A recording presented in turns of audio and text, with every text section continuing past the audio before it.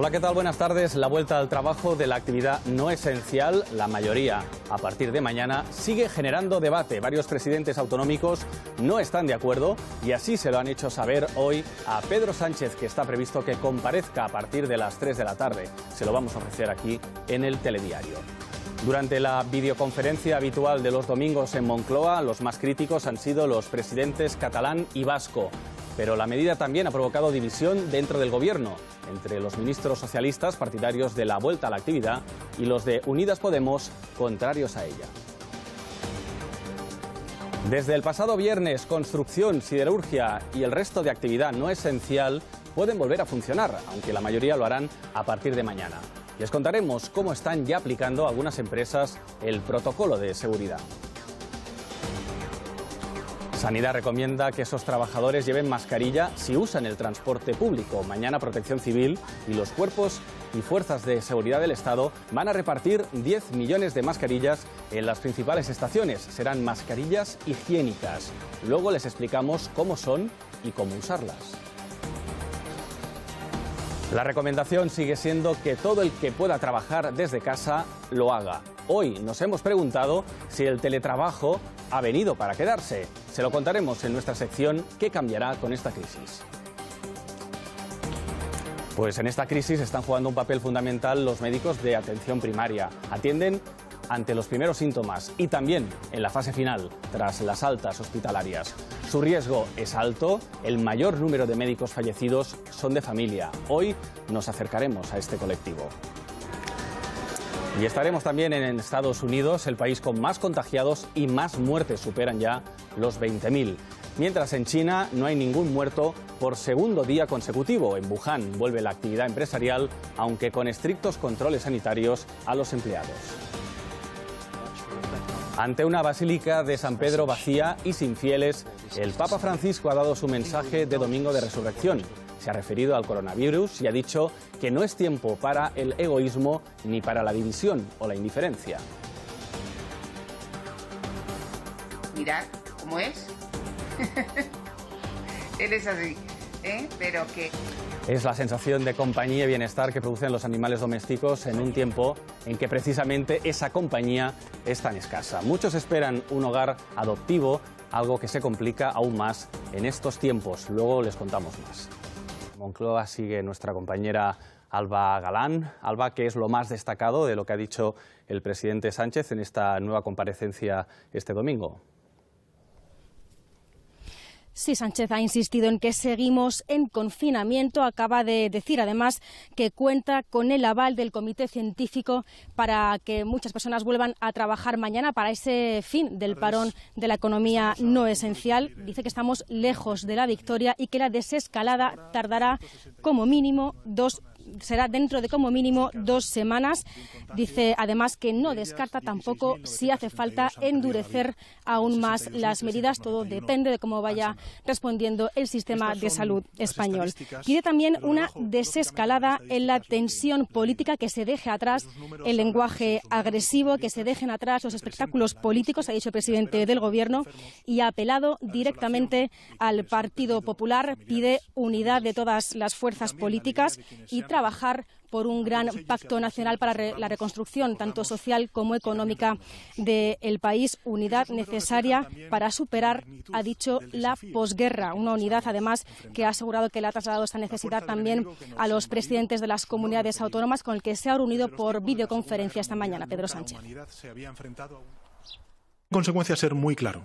No estamos siquiera entrando en la segunda fase, en lo que han venido a llamar los expertos la fase de desescalada. Prosigue el estado de alarma. Continúa, en consecuencia, el confinamiento general.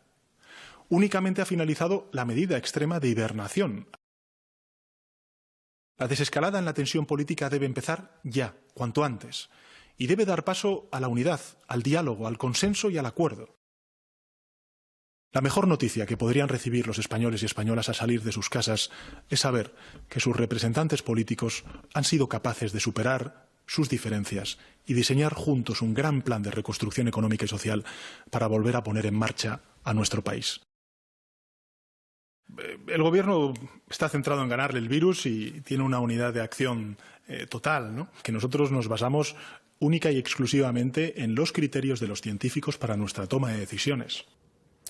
Y también han ido compareciendo los presidentes autonómicos tras esa reunión con Sánchez, críticas de algunos de ellos al fin del confinamiento total, como por ejemplo de Quim Torra. És una irresponsabilitat i una temeritat. No podem relaxar ara les mesures de confinament.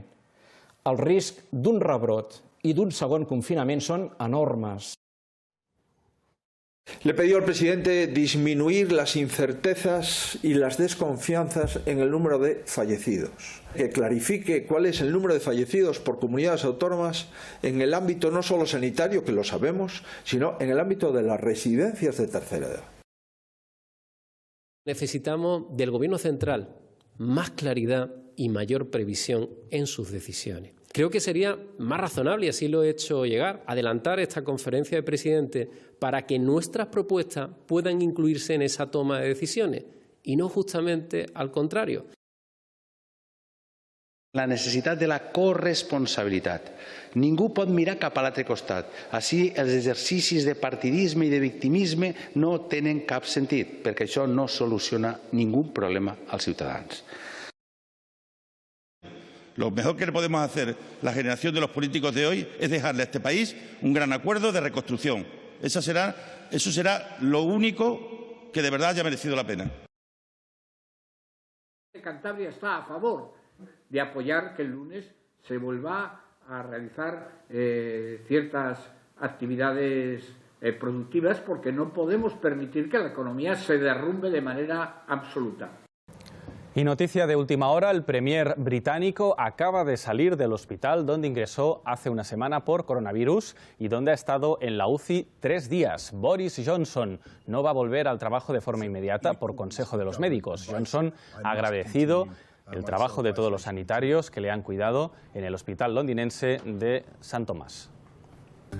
Así ha evolucionado la expansión del coronavirus en el mundo desde enero. La pandemia comenzó en China y se extendió rápidamente por prácticamente todos los países. Ahora mismo los peores datos son los de Estados Unidos. Es el país con más contagios, más de 500 000 como ven, y con más muertes, más de 20.000. Todos los estados del país han activado la declaración de desastre y eso es la primera vez que ocurre en la historia de Estados Unidos. Nueva York sigue siendo el foco mundial de la pandemia. Sí, ese es el problema, lidiar con 50 emergencias a la vez, las de los 50 estados compitiendo por los mismos fondos federales. Por eso algunos gobernadores se han unido para pedir al Congreso 500.000 millones de dólares más, porque dicen que los paquetes de emergencia que se han aprobado no les benefician y que ellos están en la primera línea de la lucha contra la pandemia.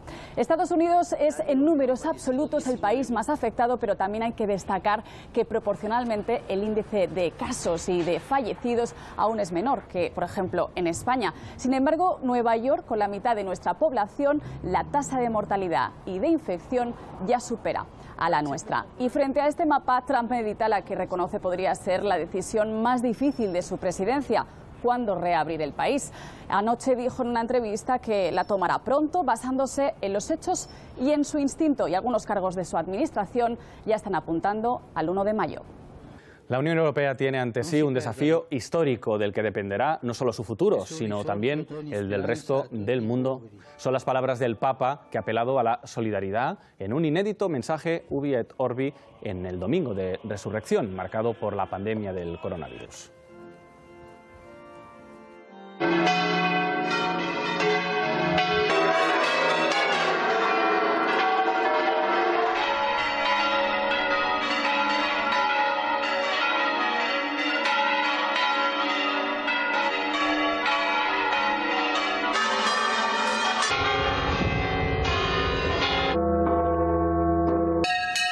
Se han sonado cientos de campanarios de toda España a las 12 del mediodía y a iniciativa de la Conferencia Episcopal. El repique de campanas ha llenado el silencio por la ausencia de pasos, sobre todo los encuentros, ausencia que se ha vivido en lugares tan emblemáticos como Logroño.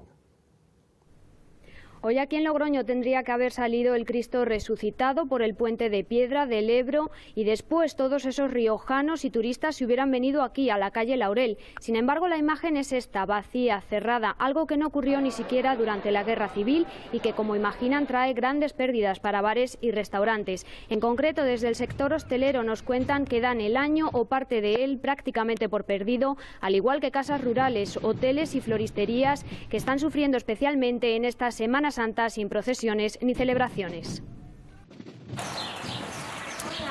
Puerta por puerta, así como ven, han ido repartiendo monas en Sant Fruitós del Bages, en Barcelona. Es la solución que han encontrado en este pueblo catalán para que todos los niños del municipio tengan su mona este año en el que estamos confinados por el coronavirus. En total han repartido 800.